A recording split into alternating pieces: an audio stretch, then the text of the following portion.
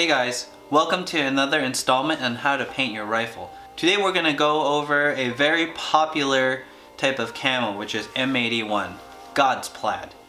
As you can see here, I already started on one side of the rifle just to show you how it turns out. We're going to start doing it on the other side. So depending on what type of spray paint you use will determine the color or the pattern of this M81. As you can see here, it's a little bit darker green, so a little bit more subdued. Traditional M81 is a little bit more green, so I'll call this as a M81 inspired camo. Alright, on to the paints. So what I used is the Rust-Oleum brand Dark Forest Green, Rust-Oleum's Camel Khaki, and Rust-Oleum's Earth Brown for this project. Other things you'll need is M81 stencils. So this can be purchased on our shop. I'll link it in the description. And some other tools that would be very useful for this project is an X-Acto knife, some scissors, and a pick for the vinyl. So first step is to clean your gun. I already did this ahead of time. I used vodka and water. You can also use Bright Clean, acetone, or any of the other stuff. Just be careful of the plastic parts when it comes to spraying harsh chemicals. What you also want to do is prep your area. I use cardboard boxes that I got off of Amazon. So it's cheap and it's reusable. And depending on where you want to spray, I would recommend either outdoor environment or maybe indoors with some adequate ventilation. I don't want to be the person responsible for destroying your last 2 brain cells. Now let's go to the table to weed out some stencils. Alright, so I have the stencil in front of me. What I'm going to do is weed out the smaller parts first and put it on the rifle.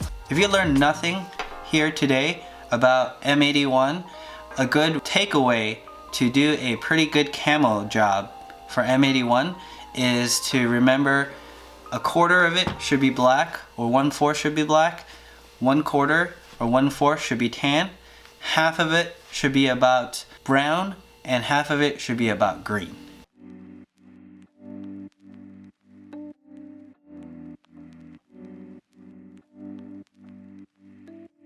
Okay, now we're ready to start our first coat. First coat is done.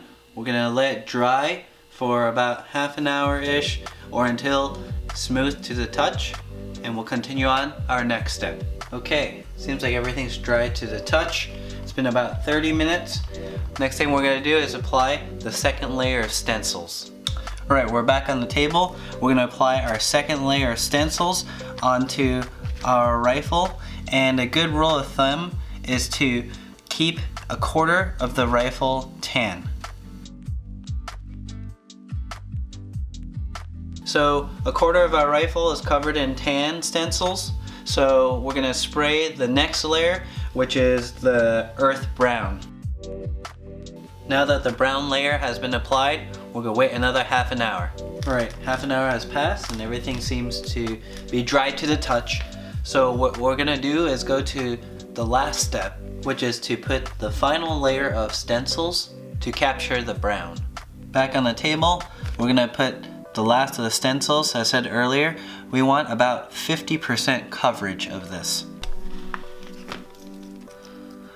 I want to note that some of these stencils can be a little bit unmanageable because it's a little bit big. So what you can do is either rip or cut pieces off, so that way it could be a little bit more manageable. Like in this situation right here.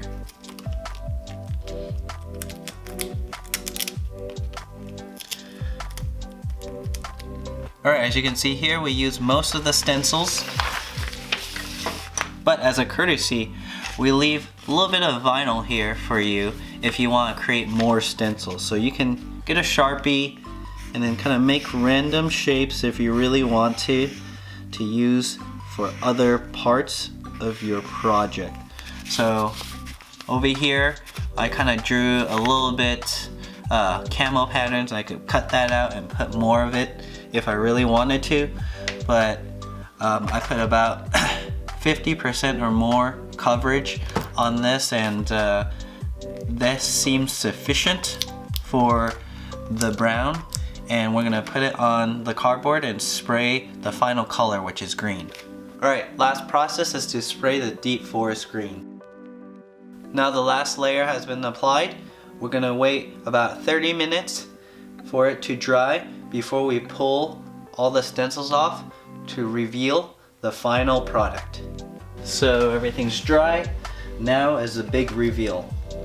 I'm gonna fast forward this for the sake of time.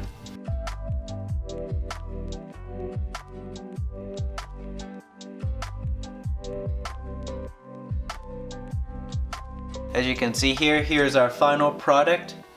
Looks pretty good. I maybe would go a little bit more brown next time, but overall I'm pretty satisfied with the project. It breaks up the lines pretty well, and there's a good amount of brown and green. If you learned anything here today, please hit that like and subscribe button. Stay tuned for other camo projects. I think our next project may be a Flecktarn camo or a multi-cam camo. Until next project, have fun spray painting.